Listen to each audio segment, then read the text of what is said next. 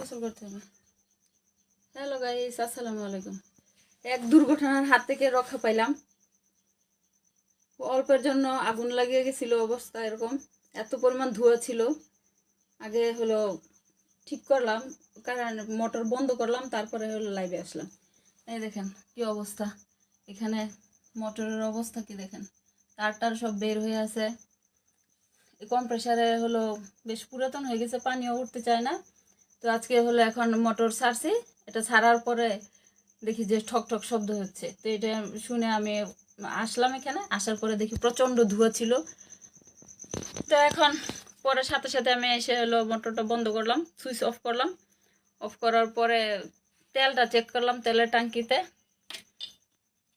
দেখেন দেখাচ্ছি আপনাদের, ধোঁয়া, প্রচণ্ড ধোঁয়া ছিল। তো আমি এসে সাথে সাথে সুইচ অফ করে দিছি, যে ধোঁয়া হইতেছে কেন।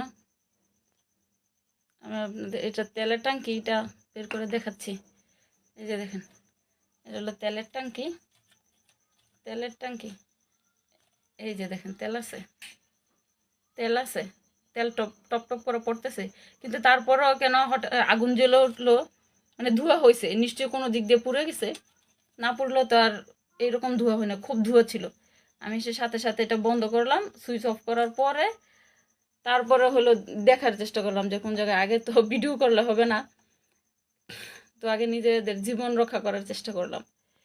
এটা যদি কেউ জানেন তাহলে কমেন্ট করে জানাতে পারেন, কারণ আমাদের পানির অনেক কষ্ট, পানি ওঠেই না এটা দিয়া। আর সামারসিবল কল আমাদের বসানোর মতো এখনো পর্যন্ত অ্যাবিলিটি হয় নাই, তো এই জন্য বসাইতেও পারতেছি না। তো পানির কষ্টে খুব কষ্টে আছি।